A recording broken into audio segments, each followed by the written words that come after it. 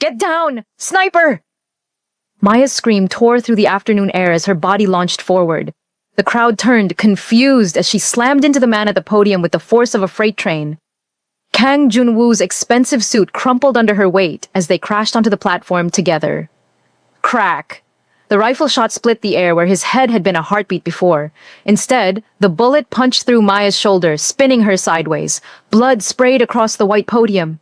She felt the impact. Hot, sharp, familiar, before the pain registered. Then, the world exploded. Junwoo's black Mercedes detonated in the parking area behind the stage. The shockwave threw people like ragdolls. Glass shattered. Metal shrieked. Fire bloomed orange and black against Seoul's blue sky. Secondary explosions followed. Boom! Boom! Boom! As the gas tank went up. Maya rolled off Junwoo, clutching her bleeding shoulder, her training screaming through the chaos. She scanned the rooftops, found the sniper's position. 7th floor, 3rd window, 400 meters out. Already gone. Professional. This wasn't random. Around them, people screamed and ran, but Junwoo's security wasn't running toward him. 3 of his guards raised weapons, aiming at their boss instead of protecting him. The betrayal was instant and surgical. Boss, down! A guard in a gray suit, older, scarred face, threw himself in front of Junwoo as the traitors opened fire. Bullets stitched across his chest. He dropped, blood pooling beneath him. Junwoo grabbed Maya with one hand, his fallen guard's pistol with the other. His face was cold, focused, deadly. This was a man who'd seen violence before. He fired twice. 2 traitors dropped. The 3rd ducked behind the podium. Can you move? Junwoo's English was perfect, his voice steady despite the chaos. Maya's shoulders screamed, but her legs worked. Yeah. Then run. They ran. Welcome to Afro-Korean Story Hub. Hey everyone, please tell us where you're watching from in the comments and don't forget to subscribe to the channel. Your support makes all the difference for us to keep creating these emotional stories. 2 more guards materialized from the fleeing crowd. Young, determined, weapons drawn. They formed a protective triangle around Junwoo, moving with practiced efficiency through the panicked masses. Maya stumbled, her vision swimming, but rough hands caught her. Keep moving, the younger guard barked in Korean. He was barely 25, baby-faced, but hard-eyed. They reached a side street where a black SUV screeched to a stop. The driver, thin, nervous, sweating, threw open the doors. Everyone piled in. The vehicle was moving before the doors closed. Hospital! Maya started. No hospitals! Junwoo pressed his jacket against her wound, his hands firm and surprisingly gentle. They'll be watching. Hospitals. Then I bleed out. No, you don't. He met her eyes. I have a doctor. Private. You'll live. Maya wanted to argue, but the blood loss was catching up. Her ears rang from the explosions. Her shoulder felt like it was on fire. She'd been shot before. Twice, both times in Afghanistan. But it never got easier. Who are you? She managed. Someone who just survived an assassination attempt because of you. Junwoo's jaw was tight. Who the hell are you? Nobody. The word tasted like ash. She'd spent 9 months being nobody. Invisible. Forgotten. One instinctive choice. And nobody was gone forever. Nobody doesn't move like you moved. Nobody doesn't spot a sniper at 400 meters and react in under 2 seconds. His eyes were dark. Intelligent. Missing nothing. You're military. Special operations. Maya said nothing. Passing out seemed preferable to this conversation. Boss? The older guard in the passenger seat turned back. His name tag read, Sangmin. We've got 3 cars following, 2 blocks back. Daijung's people? Has to be. Nobody else moves this fast. Junwoo's expression went colder than Seoul in winter. Lose them. The driver, tag reading Hyunwoo, nodded and floored it.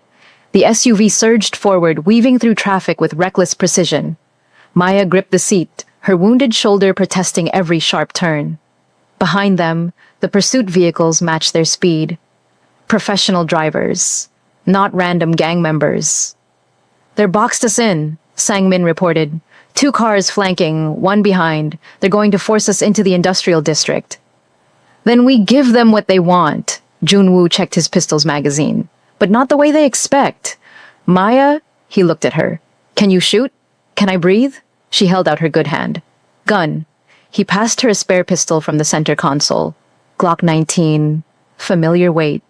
17 rounds. She checked the chamber by muscle memory, her hand steady despite the pain and blood loss. You're insane, she said. Probably, he almost smiled.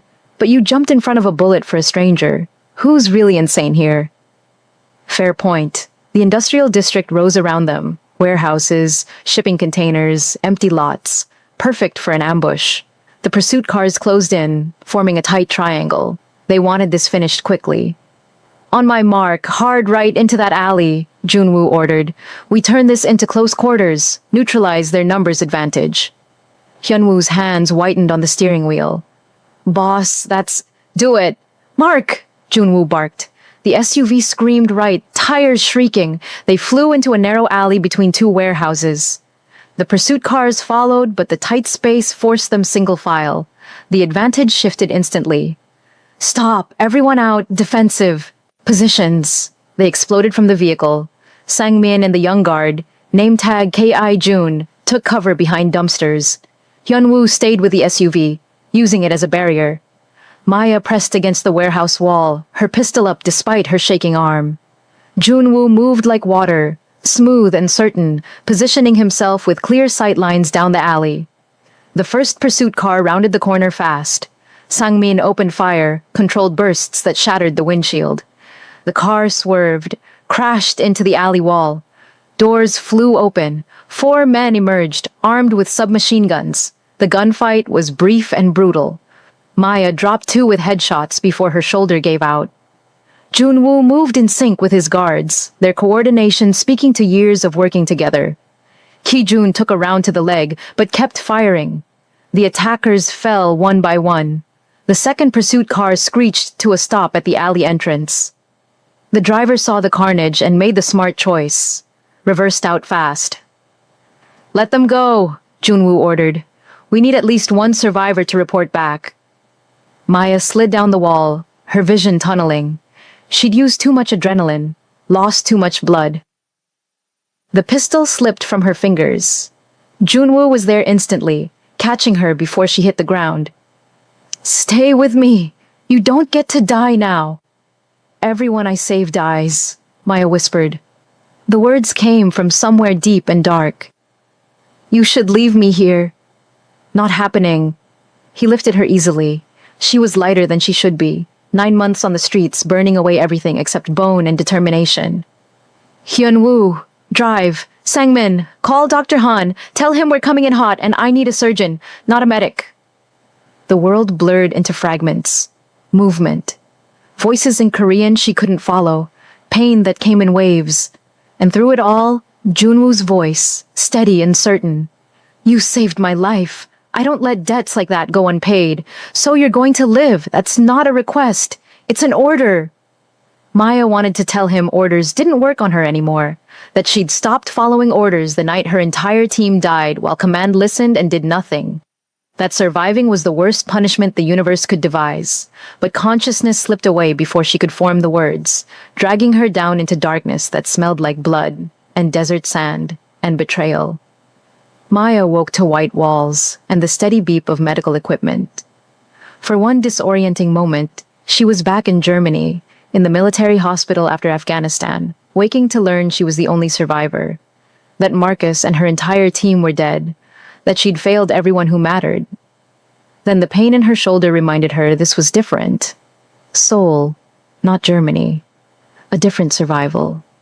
A different failure. You're awake.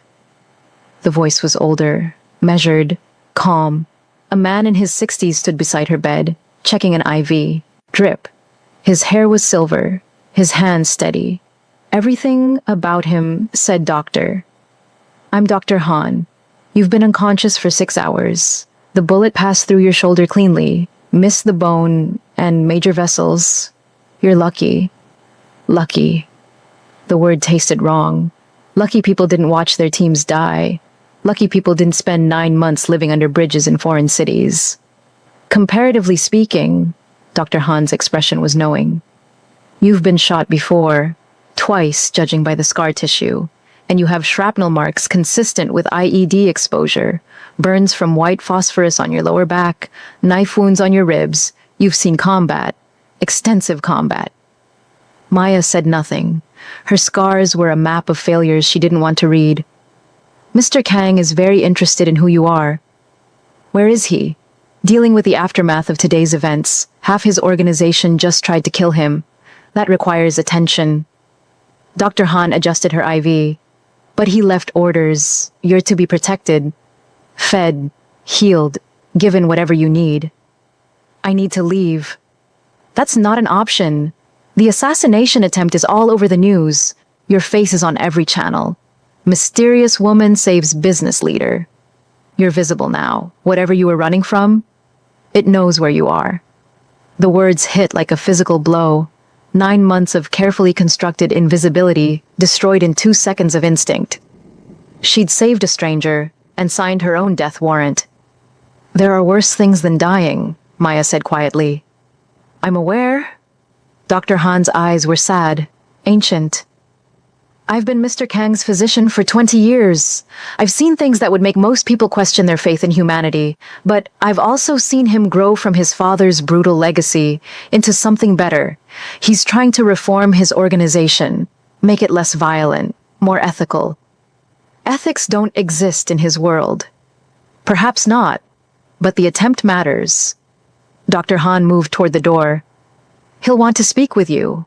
I suggest you decide what you're willing to tell him, and what you need to keep buried. He left her alone with the beeping machines and her screaming thoughts. The room was expensive, private clinic, not hospital. Floor-to-ceiling windows showed Seoul's skyline glittering in the darkness. 40 stories up, maybe more. Secure location, penthouse medical facility for people who couldn't risk public hospitals. Maya tried to sit up. Pain lanced through her shoulder, but she forced herself upright. Her clothes were gone, replaced by a hospital gown. Her backpack, everything she owned, sat on a chair in the corner. They'd kept her belongings. That was something. She'd just gotten her feet on the floor when the door opened. Kang Junwoo entered, and Maya saw him clearly for the first time. Mid-40s, tall for a Korean man, sharp features that could have been carved from stone, expensive suit, immaculate despite the day's chaos. But his eyes, dark, intelligent, exhausted, those told the real story. This was a man balancing on a knife's edge between control and collapse. You should rest, he said in English. You should tell me why half your people tried to kill you. A ghost of a smile. Direct. I appreciate that. He moved to the window, hands in his pockets, silhouetted against Seoul's lights. My second in command, Cho Dae-jung, decided my attempts to reform our organization made me weak. He spent months building a coalition against me. Today was his play for power. Did it work? Partially. He controls about 60% of our territory now. My remaining commanders are loyal but outnumbered.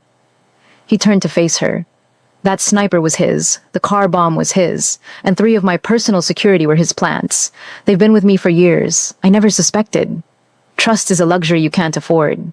Clearly, his eyes fixed on her with uncomfortable intensity. But you had nothing to gain from saving me. You put yourself between me and a bullet when you didn't know who I was or what I am. Why?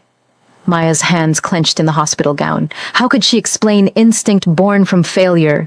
That she'd seen the laser sight on his chest and remembered Marcus, remembered her team, remembered every person she'd failed to save? That for one brief moment, she thought maybe this time she could be fast enough? I saw the shot. I reacted, that's all. That's not all. Sang-min ran your fingerprints through every database we have access to. Police, military, international criminal organizations, intelligence agencies. Nothing. You don't exist. Maybe I like it that way. Nobody disappears that thoroughly by accident. Junwoo moved closer. You've been professionally erased. Either you did it yourself with serious technical skill, or someone powerful did it for you. Which is it? Maya met his eyes and saw her options narrowing.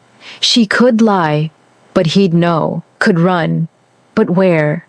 Could fight, but she'd lost too much blood, and he had an entire organization. That left one choice. Both, she said finally. I erased myself.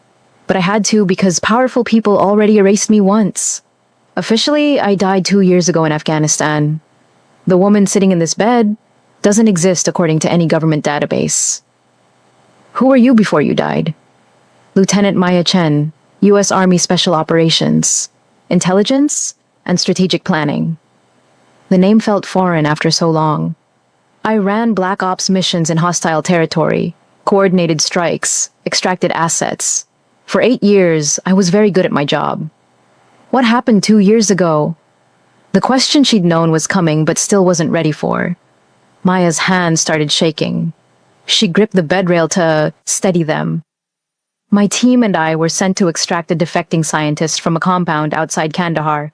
Simple operation. We'd done dozens like it. But when we got there, her voice cracked.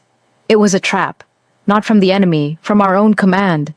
They wanted the scientist dead, not extracted. Wanted my team dead too because we knew too much about an illegal weapons program. Junwoo's expression didn't change, but something shifted in his eyes. Understanding, maybe. Recognition of betrayal's particular kind of pain. We were ambushed by people wearing U.S. military uniforms, Maya continued, the words coming faster now like poison being purged. 6 of us went in. 5 died in the first 30 seconds. My partner, her throat closed. Marcus covered my escape, took bullets meant for me. His last words were, run. So I ran. Across 200 miles of desert, with a concussion and 3 broken ribs and shrapnel in my back. I stole, killed, bribed my way to a port, and disappeared. And came to Seoul. Came to Seoul to be nobody, to fade away quietly, to maybe die without anyone noticing. She looked at her shaking hands. Instead, I saved you and made myself visible. Now the people who killed my team know I'm alive. They'll come for me, and they'll kill anyone in their way. The silence stretched. Seoul hummed beyond the windows, indifferent, eternal, full of 8 million people who would never know or care about the violence lurking in its shadows. Who specifically is coming? Junwoo asked finally. Director James Reeves, CIA operations officer. He ordered the hit on my team to cover up an illegal arms dealing scheme.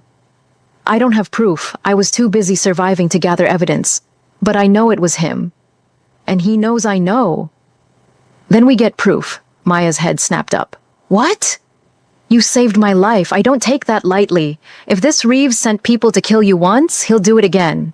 The only way to stop him permanently is to expose him. Destroy his career. Make him untouchable to his own people. Junwoo's voice was calm, certain. I have resources. Intelligence networks. Money. Political connections. Help me deal with Lee Dae-jung and I'll help you get your revenge. That's insane. You're fighting for your life against your own organization. You can't. I can't survive this alone, he interrupted. Dae-jung has numbers and weapons. But you have strategic training. You spotted a sniper I missed. You calculated trajectories and wind speed in under 2 seconds. You fought through blood loss and fear when most people would have frozen. I need someone like you. Someone I can trust. You can't trust me. Everyone I protect dies. Or maybe everyone you protected until now was already doomed by traitors in power. He extended his hand. I'm offering an alliance. Mutual protection. You help. Me reclaim my organization. I help you destroy the man who destroyed your team. When it's over, you can disappear again properly. New identity, new life, new country if you want. But this time, you'll have closure first. The door burst open. Sang-min rushed in, phone pressed to his ear, his face grim. Boss, we have a problem. Dae-jung's calling a meeting of all territory commanders. Tomorrow night, he's forcing them to publicly declare loyalty. Anyone who doesn't show is assumed to be against him. That's aggressive, Maya said. Smart though, makes fence-sitters commit. Sang-min looked at her like she'd grown a second head. Boss, we can't attend. It's a trap. Of course it's a trap. Junwoo replied. But if we don't show, we look weak. Scared. That loses us the commanders who are still undecided. If we do show, we're outnumbered 10-1 in enemy territory. Maya's tactical mind was already working despite her exhaustion. Then you don't show. You make him come to you. Both men turned to her. He's forcing a public declaration because he wants to look strong. But the assassination failed. Publicly. That makes him look sloppy. Use it. She swung her legs off the bed, ignoring the pain. Spread the word that Daijung's coup attempt was reckless, that he endangered civilians, that a leader who can't execute a simple hit is a liability. The old guard won't care about civilians, Sang-min said. No, but they care about competence. And the younger commanders trying to modernize your organization? They'll care about the civilian angle. Maya stood shakily. Divide his support. Make them doubt. Doubt is poison in a coup. Junwoo and Sang-min exchanged looks. Some silent communication passed between them. Who are you really? Sang-min asked, his voice suspicious but impressed. Someone who used to plan operations for people far more dangerous than your boss. Maya met his eyes. Do you want to survive this or not? She's right, Junwoo said. We turn this into a psychological operation. Hit Daijung's reputation before we hit his forces. And if that doesn't work, Sang-min pressed, then we hit his money, his weapons, his communications. Make him weak before we confront him directly. Maya's shoulder throbbed, but her mind was clear for the first time in months. Quick wars favor the aggressor. Drawn-out campaigns favor the prepared. You're prepared. He's aggressive. Use that. Sang-min looked at Junwoo. Boss, I don't like this. We don't know her. She could be... She took a bullet for me. That's more loyalty than 3 of my personal guards showed. Junwoo's voice carried absolute authority. She stays. She advises. We implement her strategy. And if... Alarms shrieked through the building. Red lights flashed. Sang-min grabbed his phone. North perimeter breach. 3 vehicles. Armed. They're coming fast. Maya's blood turned to ice. How did they find us so quickly? Daejung's not waiting, Junwoo said grimly. He looked at Maya. Can you move? Can I breathe? Then we move! Now! They evacuated in controlled chaos. Kijun appeared with tactical vests and weapons. Maya took a pistol despite her shaking hands, muscle memory overriding pain. Her shoulder screamed, but adrenaline drowned it out. The building shook. Explosion from below? They'd breached the ground floor. Stairwell, Junwoo ordered. We go down and out. They expect us to go up to the roof. Boss, they'll have the roof covered. Air support, drones, the works. We go down and disappear into the street. He looked at Maya. Can you run? I'll keep up or die trying. Let's avoid the dying part. They hit the stairwell, moving fast. 8 of them. Junwoo, Maya, Sang-min, Kijun, Dr. Han, and 3 more guards whose names Maya hadn't learned. All armed, all quiet. Gunfire echoed from below. Daijung's forces were clearing floors systematically. 20th floor, Sang-min whispered. We exit there. Service corridor to parking garage. Vehicles waiting. They descended in controlled silence. Maya's training took over, watching angles, checking 6, moving in formation without being told. The others noticed, adjusting their positions to complement hers instinctively. 19th floor, 18th, the gunfire grew closer. 17th floor landing, the door burst open. 4 attackers rushed through. Maya dropped the first one before her conscious mind registered the threat. Training, pure and instinctive. The second fell to Junwoo's precise double tap. Kijun took the third. The fourth got a burst off before Sang-min put him down. Dr. Han gasped, stumbling. Blood bloomed on his shoulder. Keep moving, he said through gritted teeth. It's through and through. They hit the 20th floor at a dead run. The service corridor was narrow, industrial, perfect for defense. They sprinted toward the parking garage entrance. Behind them, doors crashed open, shouts in Korean, boots pounding. Almost there, Sang-min started. The parking garage doors exploded inward. More attackers, coming from both sides. They were boxed in. Crossfire! Maya screamed. Cover! Everyone dove. Bullets chewed through the corridor. One of the unnamed guards took rounds to the chest, his vest catching them but the impact throwing him back. He didn't get up. Maya fired around the corner, dropping 2 attackers. Her shoulder was bleeding again, the stitches torn. She didn't care. This was familiar. The chaos, the fear, the clarity that came from fighting for your life. Junwoo moved beside her, their positioning instinctive and coordinated. He'd fire, she'd cover, she'd reload, he'd suppress. 2 people who'd met hours ago, fighting like they'd trained together for years. "Boss!" Kijun appeared from a side corridor Maya hadn't seen. "This way. Service elevator." They ran. More gunfire. More chaos. The elevator was small, industrial, barely fit everyone. They crammed in, weapons pointed at the closing doors. The last thing Maya saw before the doors sealed was a dozen attackers rushing the corridor.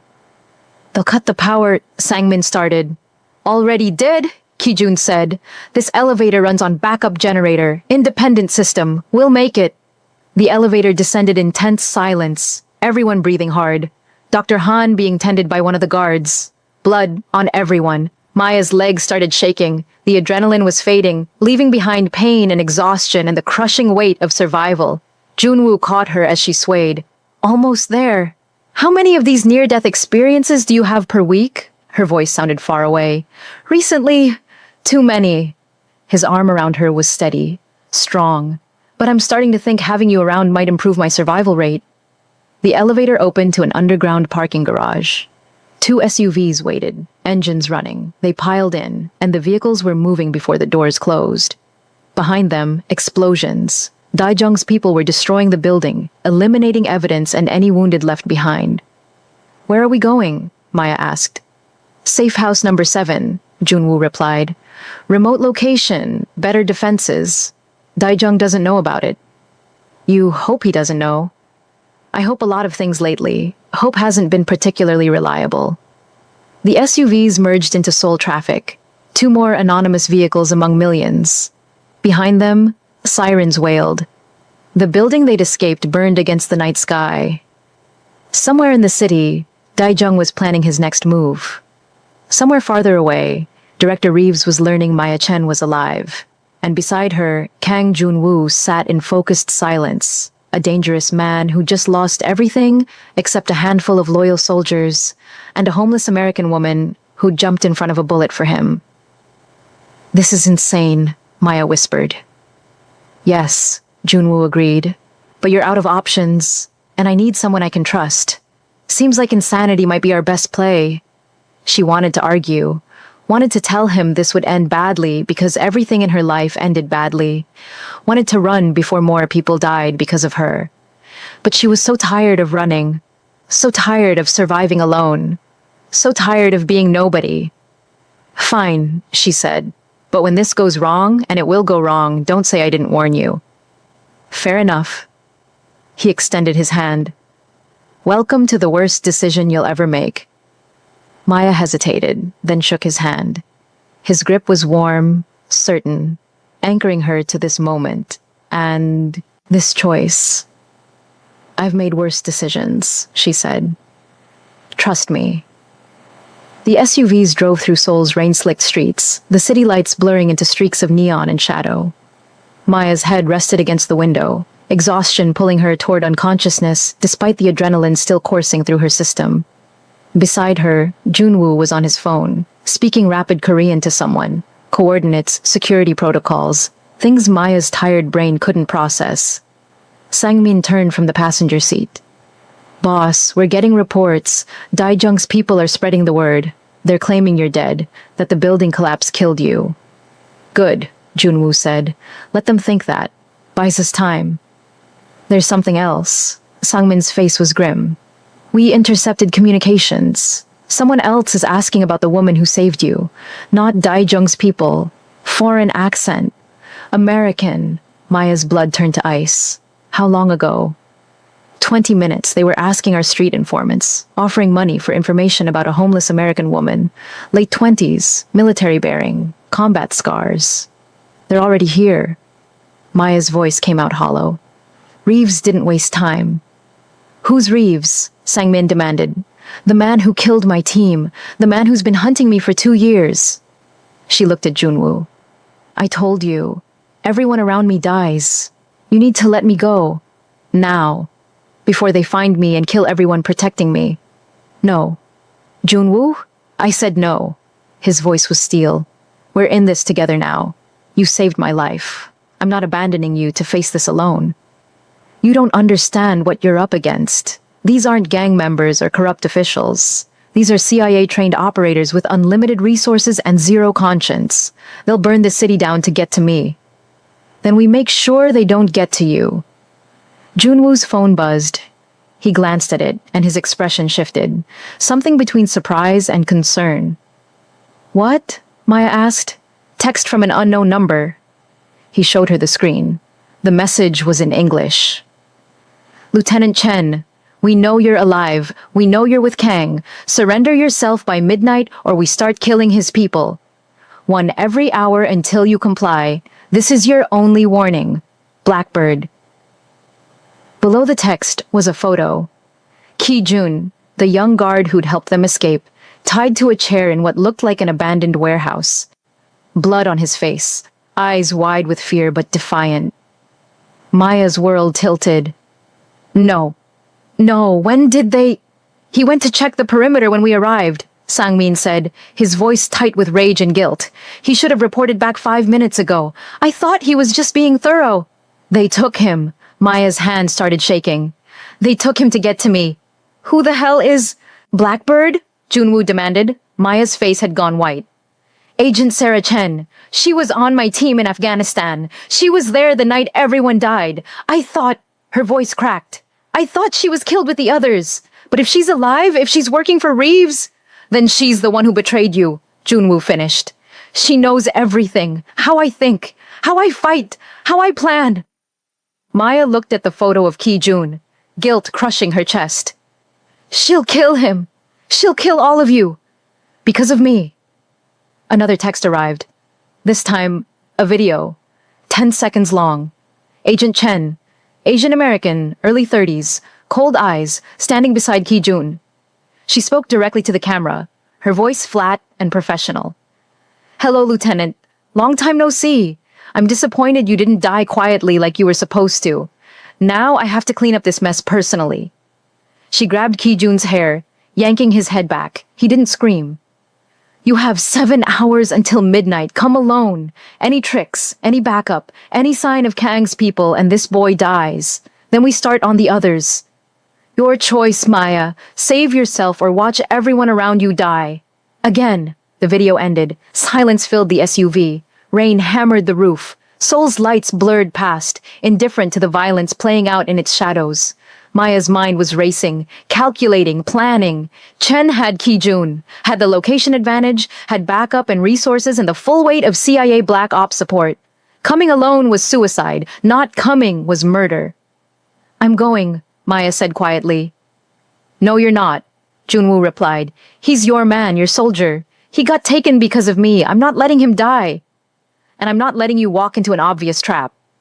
Junwoo's voice was firm. We have 7 hours. We use them. We plan. His phone rang, unknown number. He answered on speaker. Agent Chen's voice filled the vehicle, cold and amused. Hello, Mr. Kang? I hope you're not planning anything stupid. See, I know how you criminals think. You're going to try to rescue your man, mount some dramatic assault, play hero. A pause. But I'm not alone, and I'm not just threatening one life. Another photo arrived. This time, it showed 3 people bound and gagged in what looked like the same warehouse. Maya didn't recognize them, but Junwoo's face went rigid. The Kim family, he said hoarsely. Territory commanders, loyal to me. That's right, Chen continued. I've been busy tonight, rounding up your supporters, making sure Lieutenant Chen understands the stakes. She comes alone. They all live. She doesn't. Or you interfere, and I start executing them one by one. And Mr. Kang, I'll make sure you watch every single death. Consider it payback for harboring a traitor. I'm not a traitor, Maya said, her voice shaking with rage. Reeves is the traitor. He killed my team to cover up an illegal arms deal. I'm the only one who knows the truth. Is that what you tell yourself? Chen's laugh was bitter. You ran, Maya. While Marcus and the others died, you ran. Some soldier you were. Some partner. I ran because Marcus told me to. He died covering my escape. He died because you failed to secure the perimeter. Because your intel was wrong. Because you got them all killed. Chen's voice turned ice cold. And now you're going to get these people killed too. Unless you do the right thing for once in your miserable life and surrender. The line went dead. Maya stared at the phone, her entire body shaking. Every word Chen said was a knife twisting in old wounds. Maybe she was right. Maybe everyone did die because of Maya's failures. Maybe surrendering was the only way to— No, Junwoo said firmly. He turned to face her. Whatever you're thinking, no. This is manipulation. Psychological warfare. She's trying to break you before you even arrive. She's right, though. Everyone I try to save dies. Marcus, my team, and now Kaijun and the Kims will die because I saved you. Tears burned her eyes. I should surrender. It's not the only option. Junwoo grabbed her shoulders, forcing her to look at him. You're trained for this. You've run operations against worse odds, so we plan. We strategize. We use these 7 hours to figure out where she's holding them and how to extract them. You can't extract hostages from a CIA Black Ops team? Maybe I can't, but you can. His eyes burned with certainty. You were one of them. You know their protocols, their weaknesses, their blind spots. We use that. Sangmin spoke up from the front. Boss is right. This Chen woman is arrogant. She thinks she has all the advantages. But she doesn't know what we're capable of. Doesn't know that we've been fighting gang wars in this city longer than she's been an operator. And she definitely doesn't know what happens when you back a wounded animal into a corner, Junwoo added. We fight. Together. We save Kajun and the Kims, and then we make Chen regret ever coming to Seoul. Maya wanted to believe him, wanted to think there was a way out of this that didn't end in more death. But experience had taught her that hope was just delayed disappointment. We have 7 hours, she said quietly. That's not enough time to— Her words cut off as the SUV's windshield exploded. Bullets ripped through the interior. The driver slumped forward, dead instantly. The vehicle swerved wildly, tires screaming. Sangmin grabbed the wheel from the passenger seat, trying to control the careening SUV. Ambush! We're under fire! Maya's training kicked in. She identified the attack pattern in seconds. Multiple shooters, elevated positions, coordinated suppression fire, professional setup. Second wave! She screamed. They're not waiting for midnight! More bullets. The rear window shattered. One of the guards in the back seat took rounds to the chest, his body armor catching them, but the impact rendering him unconscious. Junwoo returned fire through the broken windshield, his face a mask of cold fury. They want you alive, Maya? That means we can use— An explosion rocked the SUV. The vehicle flipped, tumbling end over end. Metal shrieked. Glass flew. Bodies slammed against surfaces. The world became chaos and pain and the terrible certainty of impact. The SUV crashed onto its side, sliding 20 meters before slamming into a concrete barrier. Steam hissed from the engine. Alarms wailed. Blood dripped from surfaces. Maya's vision swam. Her shoulder was screaming. Something warm ran down her face. Blood from a head wound. Beside her, Junwoo was moving, struggling with his seatbelt, his face cut and bleeding but his eyes alert. Everyone out, he commanded. Before they— The SUV's doors were ripped open from outside. Hands grabbed Maya, yanking her from the wreckage. She tried to fight, but her body wouldn't respond properly. Concussion. Had to be. She was dragged across wet pavement. Lights and shadows blurred together. Voices shouted in English and Korean.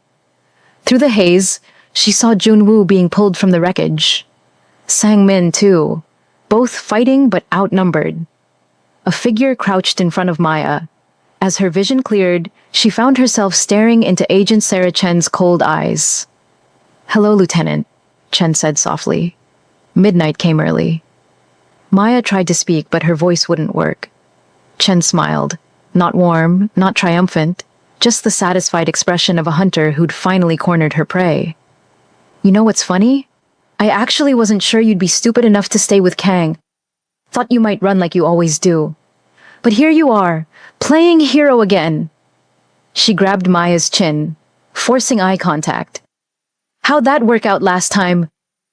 Behind Chen, Maya could see masked operators securing Junwoo and Sang-min.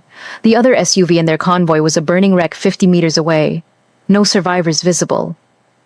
I'm taking you to a black site, Chen continued conversationally.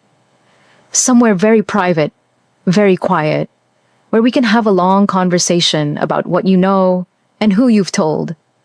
Then, when Director Reeves is satisfied you haven't compromised his operations, you'll have a tragic accident. Very sad. Very final. She stood, gesturing to her team. Bag them, all of them. If Kang wants to play protector, he can watch her die. Maya's last conscious thought before the hood went over her head was simple and terrible. I was right.